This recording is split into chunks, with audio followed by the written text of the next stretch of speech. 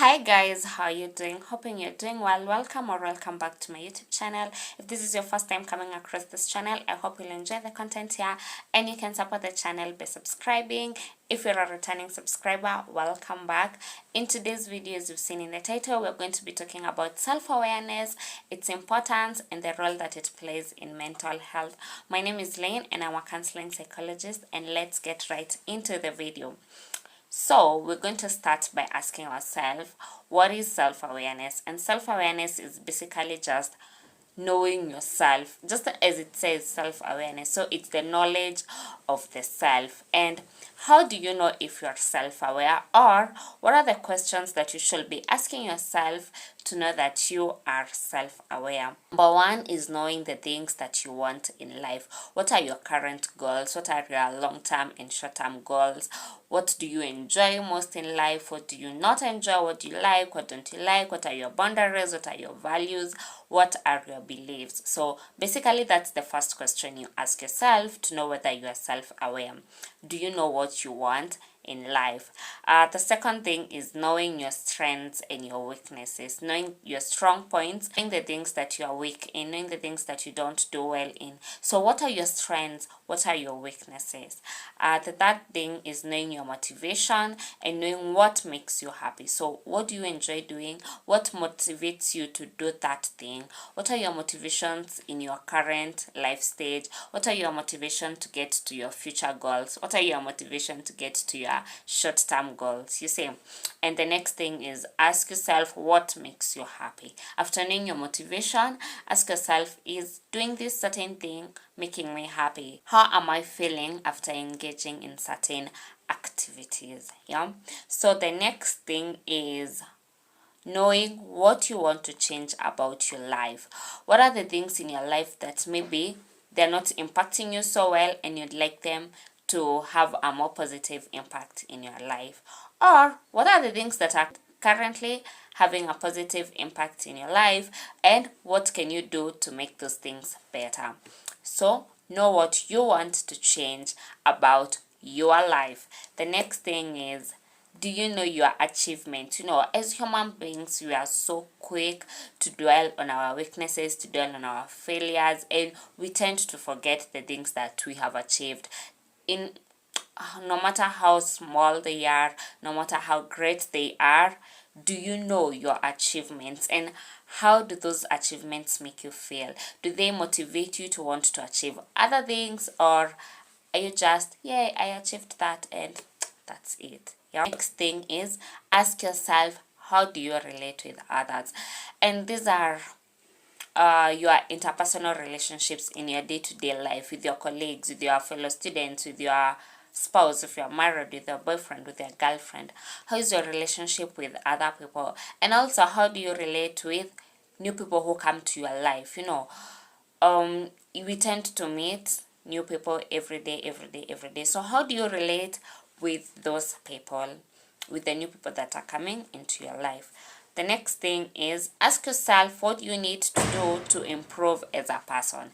Again, as human beings, there are always those areas that we are failing in. There are always those areas that we want to improve. Yeah, for the betterment of ourselves, and even maybe for the betterment of those around us. So do you know what you need to improve as a human being? And it may not necessarily be a big thing. It can be something as simple as, I want to work on my anger issues. I want to be a better person. I want to show up for my friends more. I want to show up for the people around me more. I want to something as simple as, I want to be waking up an hour earlier from how I wake up. Yeah. So what do you need to improve as a person? The next thing is what are your most important beliefs and values? Yeah. So do you know what you believe in? And it's also good to question those things that we believe in. So yes, I believe in ABCD, but why do I believe in that? Why not believe in DEF? Yeah. So what are your most important beliefs and values, and why do you believe in those things? Questioning these things makes you more grounded in your belief in them. So ask yourself that. And the last thing is, how do you see yourself as a person? If someone asked you, like if someone asked me, who is Lynn? What will I say about myself? Will I be quick to, show the things that I do not like in myself as among the things that I see myself as? When I look at the mirror, who's that person that I see? What do I like most about them? What do I want to improve about them? What would I like them to change? What would I like them to do better? What are my expectations about that person? Yeah, those are the questions that you should ask yourself to know whether you are self-aware. Now that we have talked about how self-awareness is developed, the next thing we should ask yourself is it important to know yourself? Is it important to be self-aware? The answer is yes, and the next question is, why is it important to be self-aware? Number one, you gain more control over yourself, and after gaining control over yourself, you also gain control about the environment around you, because now you know what do you want to achieve, how is your relations with others, what do you want to improve, what are your beliefs. So you are more grounded in yourself, and this will definitely, this energy that you being more grounded in yourself will show up even in relation to every other thing that you are involved in. The next thing is, after you are more self-aware, or after you're even self-aware, maybe you are not self-aware, you become more flexible and confident in your approach. So in everything that you are engaging in, because you know who you are, because you know your beliefs, you know your values, you know what you want, and all these other things that I've spoken about, you become more flexible and you become more confident in your approach to life. Thing is, being self-confident or being self-aware helps you deal with the challenges that you come across in a more positive way, and a way that is less anxious. You find that sometimes you may be anxious to approach, the challenges that you are facing in your day-to-day life, and maybe it's because you're not self-aware. But once you become more self-aware, you'll be able to deal with those challenges in a more positive and a less anxious way. So you see how it's playing a role in your mental health. Being self-aware, you even become less anxious if you are an anxious person. The other thing, it helps you to interact better. Now that you know who you are as a person, you know the things that you don't want to be involved in, you know the boundaries that you want in your interaction, maybe with the people that you are interacting with in a day-to-day basis, or even your friends, or even everyone around you.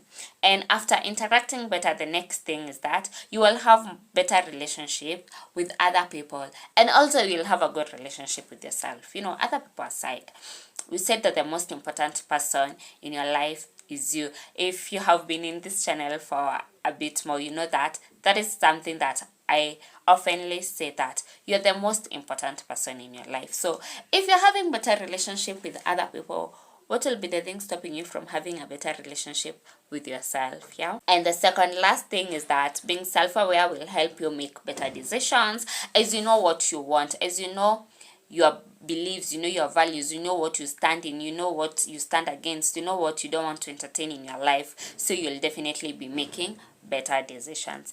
And the last thing is that being self-aware helps you to reduce your stress levels. So if you're a person who gets oftenly stressed, after being self-aware, after asking yourself all those questions that I stated, I think they were about like 10, you'll definitely have reduced their stress levels, because maybe some things that were stressing you are not things that are so important, or are not things that will matter in the next 5, 2, 3, 4, 5 years. So that thing, if it was stressing you, it will no longer be stressing you, because it will not matter. Yeah.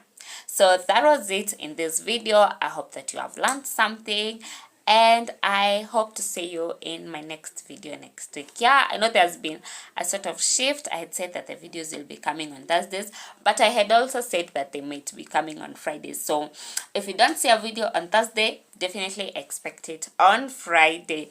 And that is it. I love you guys. Continue subscribing. If you have reached this far and you've not subscribed, why don't you want to support this girl?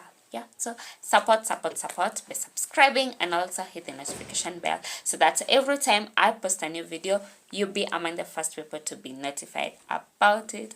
Bye guys.